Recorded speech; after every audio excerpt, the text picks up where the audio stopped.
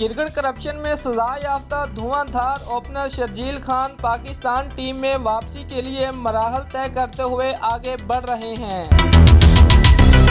जरा का कहना है कि रिहैब प्रोग्राम में शर्जील खान ने दूसरी कोशिश में टेस्ट पास कर लिया है, जिसके बाद अब इन्हें बहावलपुर, शेखुपुरा और कराची में खिलाड़ियों को लेक्चर्स देना होंगे।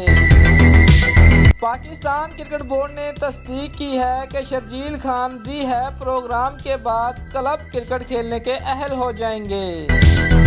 लेक्चर्स उनकी ज़िंदगी का सबसे तलख तजुर्बा होगा, जिसमें वो जूनियर खिलाड़ियों को बताएंगे कि करप्शन से मेरा क्रिकेट में कितना नुकसान हुआ है और इस घिनौने धंधे के असरात किस कदर भयानक होते हैं। दोस्तों, अगर आपको हमारी ये वीडियो पसंद आई है तो लाइक और कमेंट लाजमी करें और हमारे चैनल को सब्सक्राइब करना मत भूलिए। शुक्रिया।